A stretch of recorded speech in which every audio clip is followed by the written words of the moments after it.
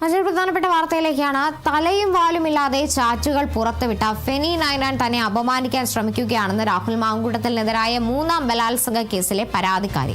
മാങ്കൂട്ടത്തിലിനെ കാണാൻ ശ്രമിച്ചത് പുറത്തു വന്ന പരാതികളിൽ വ്യക്തത തേടാൻ വേണ്ടിയാണെന്നും യുവതി പറഞ്ഞു. ഓഫീസിൽ കാണാൻ സാധിക്കില്ലെന്ന് പറഞ്ഞത് താനാണെന്നും അത് ശാരീരിക ബന്ധത്തിന് വേണ്ടിയല്ലെന്നും വിശദമായി സംസാരിക്കാനാണെന്നും യുവതി പറഞ്ഞു.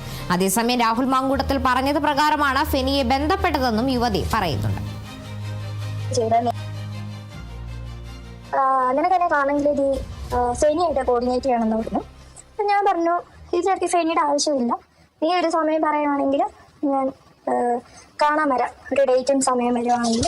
പക്ഷെ എനിക്ക് കൃത്യമായിട്ടുള്ള ക്ലാരിറ്റി കിട്ടണം, എനിക്കറിയണം എന്നെപ്പോലെ ഇനിയും സ്ത്രീകളുണ്ടോ ഇനിയും കുഞ്ഞുങ്ങളുണ്ടോ എന്ന് എനിക്കറിയണം.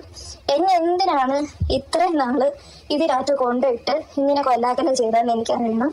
കൃത്യമായിട്ടുള്ള ക്ലാരിറ്റി എനിക്ക് കിട്ടിയിട്ടില്ലെങ്കിൽ ഞാൻ ഉറപ്പായിട്ടും റെസ്പോണ്ട് ചെയ്യും. നടന്ന കാര്യങ്ങൾ ഞാൻ എല്ലാവരോടും ഞാൻ തുറന്നു പറയും എന്ന് പറഞ്ഞതിന്റെ ബാക്കിയായിട്ടുള്ള ഭീഷണികളാണ് നിങ്ങളൊക്കെ കേട്ടിട്ടുള്ളത്. ഫെനി എൻ്റെ അടുത്ത് പറഞ്ഞു, രാഹുലേട്ടൻ പറഞ്ഞു ഓഫീസിൽ വെച്ച് കാണുമെന്ന് പറഞ്ഞപ്പോൾ ഞാൻ പറഞ്ഞു എനിക്ക് ഓഫീസ് പറ്റില്ല, അത് പുറത്തുനിന്ന് ഒരുപാട് ആൾക്കാരുടെ ആക്സസ് ഉള്ള സ്ഥലമാണ്, മീഡിയ ഉണ്ട്, പിന്നെ വേറെ പാർട്ടീസിന് അവിടെ അന്നേരം എന്ത് പ്രൊട്ടസ്റ്റ് ഒക്കെ നടത്തുന്നുണ്ടായിരുന്നു രാഹുലിന്റെ ഓഫീസിൽ. അപ്പോൾ വേറെ പാർട്ടിക്കാർക്ക് ആക്സസ് ഉണ്ട്, പബ്ലിക്കിന് ആക്സസ് ഉണ്ട്, ഒരുപാട് ആൾക്കാർ വന്നു പോകുന്ന ഒരു സ്ഥലമാണ്. അപ്പൊ ഐ നീഡ് ടൈം, എനിക്ക് ഇത്രയും കാര്യങ്ങൾ ഇയാളായിട്ട് സംസാരിക്കണം. രാഹുൽ ഒരു രീതിയുണ്ട്, രാഹുൽ എനിക്കത് പോകണം, അവിടെ പോകണം, ഇവിടെ പോകണം എന്നൊക്കെ പറഞ്ഞ ആളെ ഇറങ്ങി ഓടുന്ന ഒരു സ്വഭാവം കൂടി ഉണ്ട്. തലയും വാലും ഇല്ലാത്ത കുറച്ച് ചാറ്റുകൾ മാത്രം പുറത്ത് വിട്ട് എന്നെ പീഡിപ്പിച്ച ഒരാളെ വീണ്ടും എനിക്ക് 3-4 മണിക്കൂർ കാണണമെന്ന് പറയുമ്പം എന്നെ സുരക്ഷയും ചെയ്യണം എന്നൊരു ഉദ്ദേശത്തോടുകൂടി മാത്രമാണ് അത് പുറത്തു വിട്ടെന്നാണ് എനിക്ക് മനസ്സിലായത്. 3-4 മണിക്കൂർ കാണുമെന്ന് പറഞ്ഞതിന്റെ ഉദ്ദേശം എനിക്ക് എല്ലാ കാര്യങ്ങളും ഒന്ന് സമാധാനത്തോടെ ഒന്ന് സംസാരിച്ച് ഐ നീഡ് ക്ലോഷർ, അത് ഞാൻ കൃത്യമായിട്ട് പറഞ്ഞിട്ടുള്ള ഒരു കാര്യമുണ്ട്. സേഫ് ആയിട്ടുള്ള സ്ഥലം വേണമെന്നാണ് ഞാൻ പറയുന്നത്.